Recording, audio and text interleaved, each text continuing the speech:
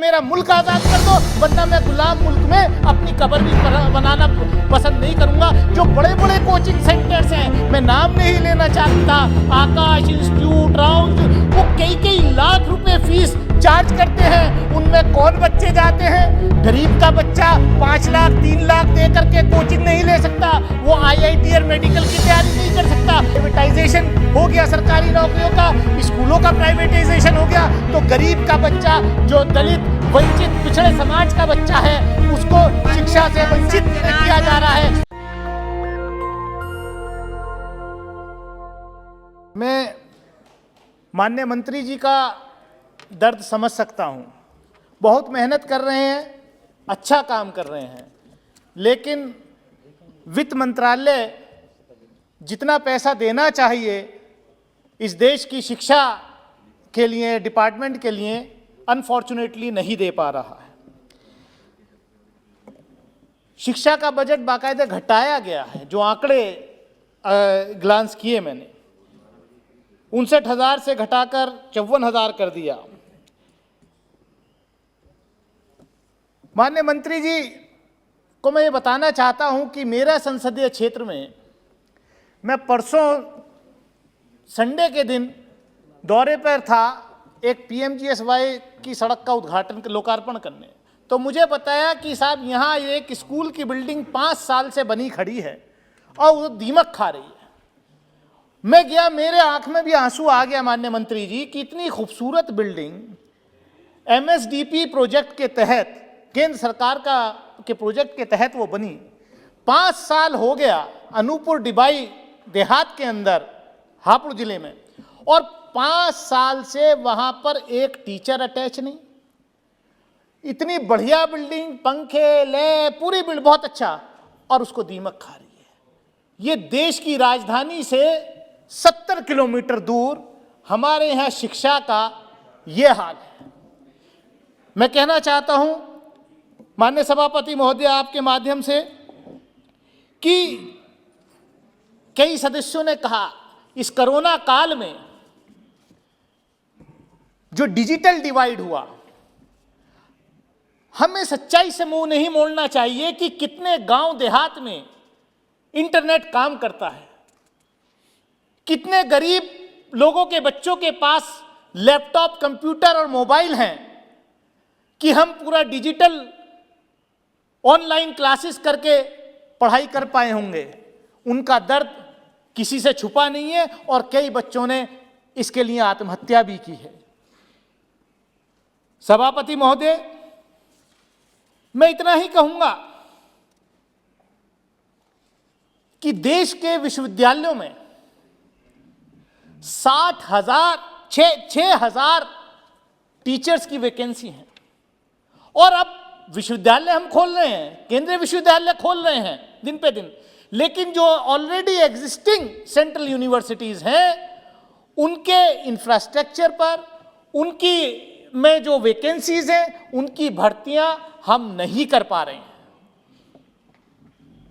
मैं दिल्ली के अंदर जिस विश्वविद्यालय से मैं पढ़ के यहाँ आया हूं, जामिया मिलिया इस्लामिया के अंदर, अभी उस दिन टीचर्स एसोसिएशन का डेलीगेशन मेरे से मिला, बोले साहब हमारे जो है मेडिकल के बिल्स जो है नहीं आ पा रहे क्योंकि फंड्स नहीं है।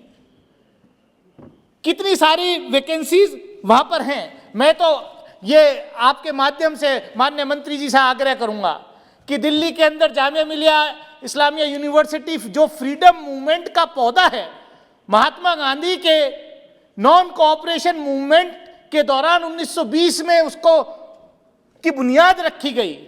मौलाना मोहम्मद अली जौहर, जिन्होंने ये कह दिया था अंग्रेजों से जब गोलमेज कॉन्फ्रेंस में बात करने गए थे कि मैं अगर या तो मेरा मुल्क आजाद कर दो, वरना मैं गुलाम मुल्क में अपनी कब्र भी बनाना पसंद नहीं करूंगा, और उनको विदेश में ही दफनाया गया।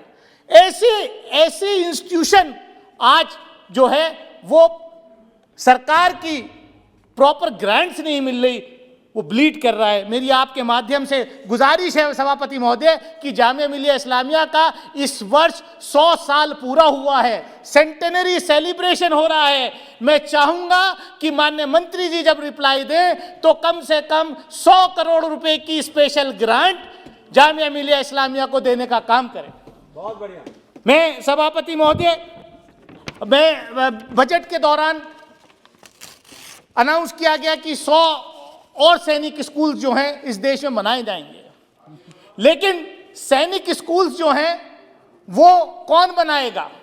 अभी एक सदस्य बोल रहे थे यहाँ कि जो एग्जिस्टिंग सैनिक स्कूल से इतना बड़ा इंफ्रास्ट्रक्चर है, उनके पास इतने बड़े कैंपस है, बिल्डिंग है, उनमें क्यों नहीं और सेक्शंस बढ़ाए जाते हैं? और बड़ा अजीब मामला है इस देश में माननीय सभापति महोदय कि सैनिक स्कूल्स के अंदर राइट टू इंफॉर्मेशन एक्ट के मुताबिक ईडब्ल्यूएस का रिजर्वेशन नहीं है। मैं गुजारिश करूंगा आपके माध्यम से कि माननीय मंत्री जी इसका नोट लेंगे कि देश भर में, क्योंकि केंद्र सरकार के पैसे से वो सैनिक स्कूल्स चलते हैं, जो नया प्रस्ताव 100 सैनिक स्कूल्स का आया है, मेरी आपके माध्यम से गुजारिश है कि उसमें स्टेट गवर्नमेंट्स को भी ऑन बोर्ड लें, क्योंकि ऐसा ना हो कि जो सैनिक स्कूल्स, जो नए 100 सैनिक स्कूल्स का जो आपका प्रोजेक्ट है वो आप एनजीओज के माध्यम से बनाना चाहते हैं।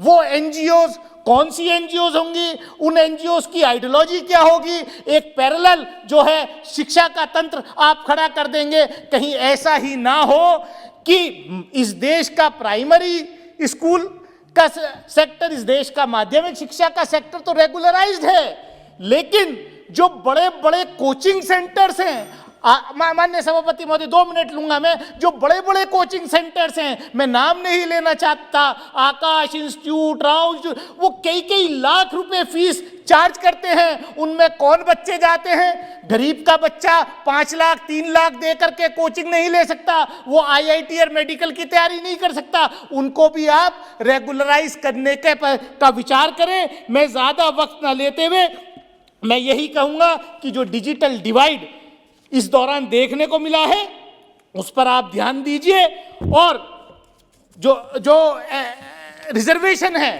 उसको प्रॉपरली उन जगहों पर जहां पर ऑलरेडी रिजर्वेशन का मकसद खत्म होता जा रहा है, प्राइवेटाइजेशन हो गया सरकारी नौकरियों का, स्कूलों का प्राइवेटाइजेशन हो गया, तो गरीब का बच्चा, जो दलित वंचित पिछड़े समाज का बच्चा है, उसको शिक्षा से वंचित किया जा रहा है। मैं इन्हीं शब्दों के साथ, इसी उम्मीद के साथ कि मैंने जो कुछ सुझाव दिए उन पर माननीय मंत्री जी जो है अपने जवाब में कुछ कहेंगे। बहुत बहुत शुक्रिया।